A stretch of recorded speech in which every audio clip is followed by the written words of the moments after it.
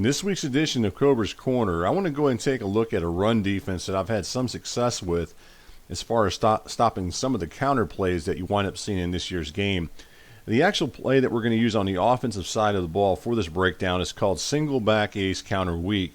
Now, what I'm about to show you, I'll just tell you this, it doesn't always work. It's not 100% foolproof. I just wanted to go ahead and show it because, like I said, it's something that I've had some success with over the last few weeks as far as stopping some of the counter plays that I've seen in the game. So let's go ahead and take a look at the defense we're going to start off with. This isn't the actual defense I want to show, but I want to point something out to you. A lot of us come out in these two-man under type base defenses that a lot of us like to run. Now, I have nothing against this defense because I think it's great. Matter of fact, it's probably my base defense, or at least some of the two-man unders that I run. But I want to show you something against this particular play, and then we'll kind of talk about it a little bit more as we go into it.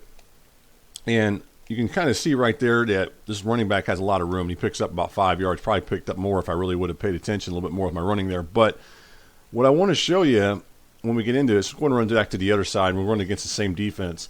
And then we're going to switch things up, and I'm going to show you something that, for me, it's had some success with, and we'll kind of feature that particular defender, and we'll show you what it winds up doing when we make a couple adjustments. Let's go ahead and see if we can pick up some yardage here. Same thing again. Let's run it one more time to the other side. And again, what I like about this, what I'm about to show, is that it does a better, in my opinion, does a little bit better job than running these two-man under type defense as far as defending this. There he goes again.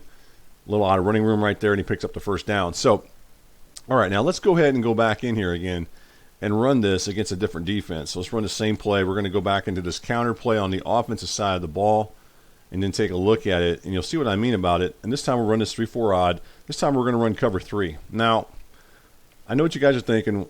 Kobra, man, I like these zone defenses, but in this year's game, zone defenses don't do a very good job at defending as far as passes go, which they're right. Some of them don't. There are some zone defenses that do a decent job. But let's go ahead and run it against this particular play as far as the same run play that I showed earlier, the counter weak. We're going to go to the right this time. And then this time we wind up getting that linebacker in fairly good position to defend that, right? Now, not always will he always be there, but in some of these cover 3 defenses, because they drop back initially, a lot of times they're in a little bit better position to go ahead and defend it. So let's go back into the same thing again here. And I'll show you something else that I like to do that I really think that really helps out with this. And it's kind of against what most of us would perceive as far as running this, as far as defending the run. But for me, I've had some success with it. So let's go back in here, run the same defense, but we're going to make one adjustment this time. Rather than just going ahead and run the standard cover 3 defense, we're just going to go ahead and hold down that right trigger, and then what we're going to do is we're going to press up, and then we want to hit the pass button right there, or hit the R stick and put up pass. We're going to put him in pass coverage, or at least better pass protection. Now watch what happens here to this defender right here. I want to point him out to you. It's this guy right here. He's going to want to be in pretty good position to go ahead and defend this. You're going to initially see him do this in this hook zone. He's actually going to drop back into this area here a little bit, but then he'll wind up coming over here, and he'll be able to defend this run as the running back comes in this direction here and he goes out here. A lot of times this guy's going to be in position to defend that. So let's just go ahead and take a look at it, and you can kind of see what I mean by it. And he winds up getting out there, and then he has a harder time getting out. As far as that running back, he has to go a little bit wider. The offensive lineman doesn't block him, and we wind up getting a stop, at least a decent stop. So that's really one that I wanted to show with this. And what we're going to do here is, again, is go back in that same run play, and we'll go ahead and run it to the other side and do the same thing with that linebacker. This time it's going to wind up being the left outside, or excuse me, the left inside linebacker who's lined up here.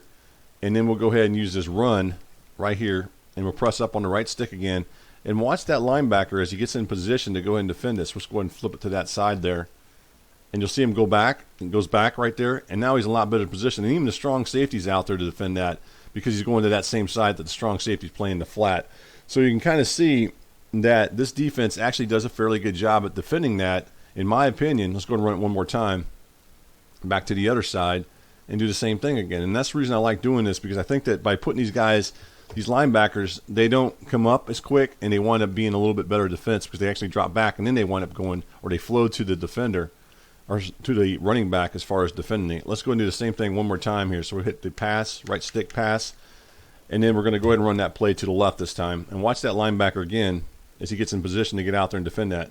So he's right there in position. We wind up getting a nice little tackle and shut the run down. So let's go look at it from the top-down view. I think you guys will get a little bit better understanding of what I'm trying to show here with this as you look at it. So once the ball snapped, you can see that the running back goes left and he goes towards this side here. And then you can see that that linebacker, as you're looking at your screen, is in position now to defend it.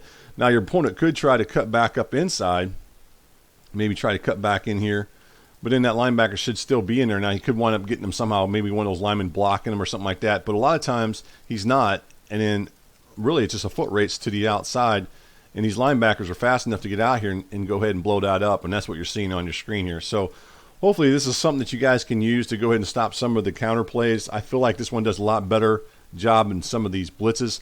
I will tell you this, be real careful about running cover zero blitzes and man blitzes, because a lot of times they wind up coming up the gut and then they don't wind up getting to the running back because the running back's going to the outside, and then you wonder why you wind up not be able to defend the run. I think zone defenses, in my opinion, and I've said this over the last few years, I think zone defenses do a better job at defending the outside run than what man defenses do.